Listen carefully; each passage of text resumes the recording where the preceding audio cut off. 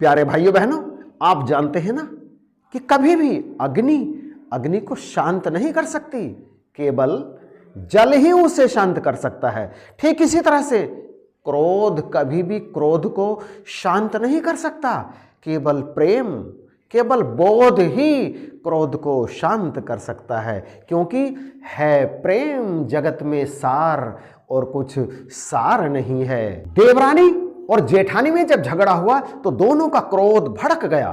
दोनों एक दूसरे से ना बोलने की कसम खाकर अपने अपने रूम में चली गई। थोड़ी देर के बाद जेठानी के कमरे के दरवाजे पर दस्तक हुई। उसने दरवाजा खोल कर देखा तो देखती क्या है, उसकी देवरानी, जिससे अभी थोड़ी देर पहले ही उसका झगड़ा हुआ था, दरवाजे पर खड़ी है, मधुर मुस्कान होठों पर लिए और हाथ में चाय का कप।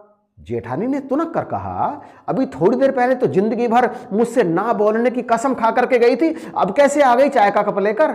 इस पर देवरानी ने अपनी मुस्कान को और गहरा करके कहा, हाँ दीदी, खाई तो थी कसम, परंतु मुझे माँ की बात याद आ गई कि जब किसी से कहा सुनी हो जाए तो उसकी बुराइयों को नहीं, उसकी अच्छाइयों को याद करो। और मैंने वही किया और मुझे आपका मुझे दिया गया प्यार याद हो आया, नफरत तो याद ही नहीं आई, और इसलिए मैं आपके लिए चाय बना कर ले आई हूं।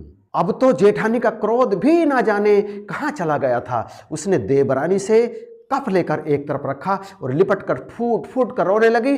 दोनों देवरानी जेठानी एक दूसरे से अब क्षमा मांग रही थी।